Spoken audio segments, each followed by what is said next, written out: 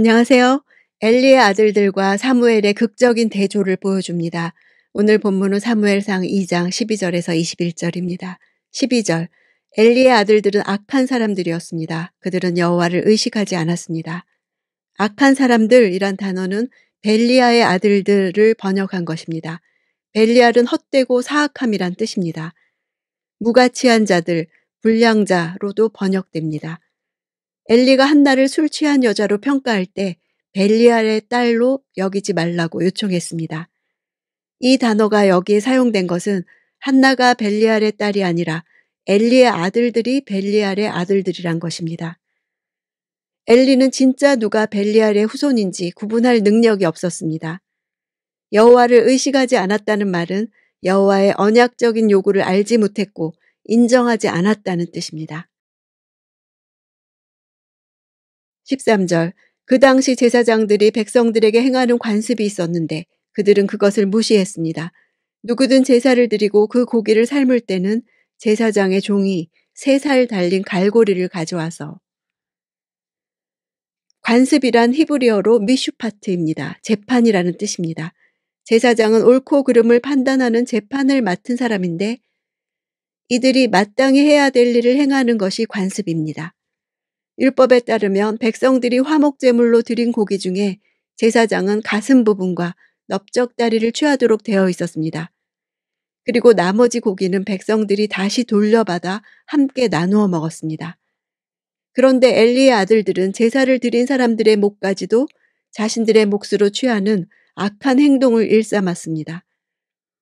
그들의 탐욕을 암시하는 3살 달린 갈고리는 짐승 제사를 드릴 때 삶은 고기를 처리하는 기물입니다.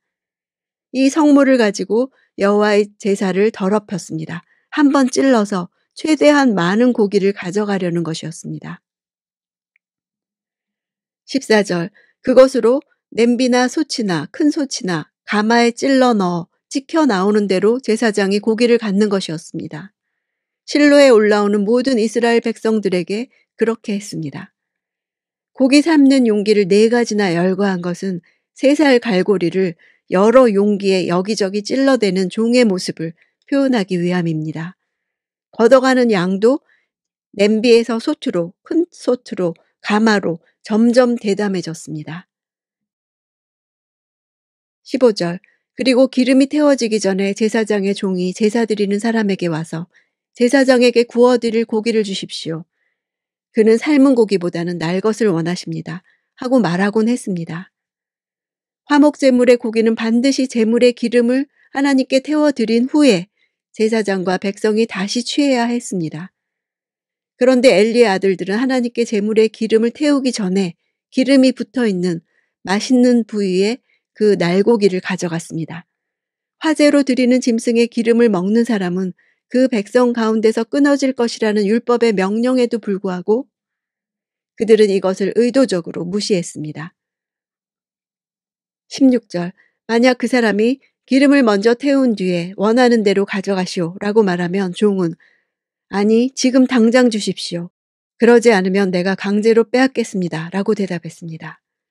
엘리의 아들들은 자기들이 원하는 것을 얻기 위해 백성들을 폭력으로 위협했습니다. 제사장이 아니라 강도요 폭군이었습니다.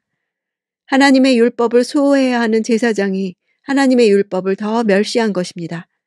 오히려 백성들은 하나님께 제물의 기름을 먼저 태워야 하는 것을 알고 있었고 또 그렇게 하고자 했습니다. 17절. 이렇듯 엘리 아들들의 죄는 여호와 보시기에 너무나 큰 것이었습니다. 그들이 여호와의 제사를 업신여겼기 때문입니다. 개역 성경에는 엘리 아들들을 소년들이라고 했습니다. 제사장은 30살 이상이 되어야 하니까 소년은 아닌데 소년이라 한 것은 어린 사무엘과 그들을 비교하려는 뜻이 있습니다. 그들의 죄악은 하나님의 제사를 업신여긴 까닭입니다. 그들은 하나님과 백성의 중보자로서의 특권을 멸시했습니다. 이들의 행위는 하나님을 바로 알지 못한 데서 비롯된 것입니다. 제사장으로서 이들의 죄는 단순히 그들 자신의 죄로 끝나지 않고 이스라엘 공동체 전체에 악한 영향력을 미쳤습니다. 18절. 한편 소년 사무엘은 고운 삼배 에봇을 입고 여호와를 섬겼습니다. 에봇은 제사장들의 직무 수행 의복입니다. 특별히 제사를 드릴 때 입었던 소매가 없고 허리 아래까지 내려오는 가운 같은 옷입니다. 여호와를 섬겼다는 것은 통상적인 제사장 업무를 수행했다는 것입니다.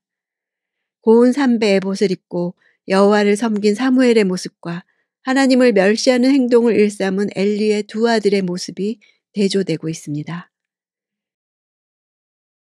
19절 사무엘의 어머니는 남편과 함께 매년 제를 드리러 올라올 때마다 작은 겉옷을 만들어 사무엘에게 가져다 주곤 했습니다. 작은 겉옷은 사무엘에 대한 한나의 지속적 관심과 교육을 상징하는 물건입니다. 아이의 몸에 맞는 옷이 해마다 필요했을 것입니다. 사무엘에 대한 한나의 영향을 단적으로 보여주는 사실은 겉옷이 성인이 된 사무엘 선지자의 가장 특징적인 표지가 되었다는 것입니다. 21절 여호와께서 한나에게 은혜를 베풀어 주셔서 한나가 임신을 했습니다. 그래서 세 아들과 두 딸을 낳게 됐고 어린 사무엘도 여호와 앞에서 잘 자랐습니다. 은혜를 베풀어 주셨다는 원어를 보면 방문하다라는 뜻입니다. 즉 하나님이 인간 세계에 나타나 개입하심을 나타내는 말입니다.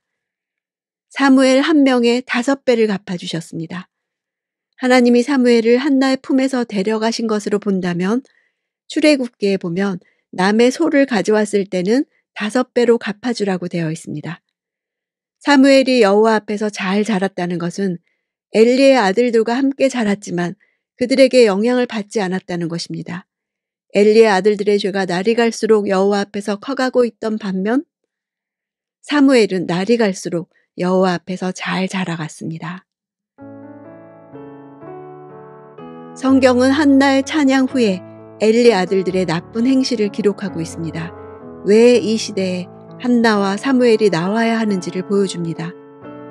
성전을 지키는 지도자의 악행이 하늘을 찌르고 있는데 하나님은 여호와 앞에서 섬기는 사무엘 한 사람으로 인해 이스라엘과 성소를 지키십니다. 사무엘은 여호와를 섬기니까 여호와 앞에서 자라나는데 여호와를 모르는 엘리의 아들들은 죄만 쌓고 있었습니다.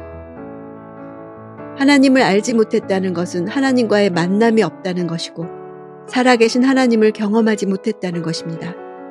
하나님을 알지 못하니까 심히 큰 죄를 쌓는 것입니다.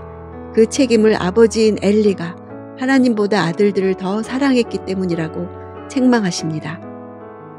한나는 실로에 올라갈 때마다 작은 겉옷을 만들어 사무엘에게 입혔습니다.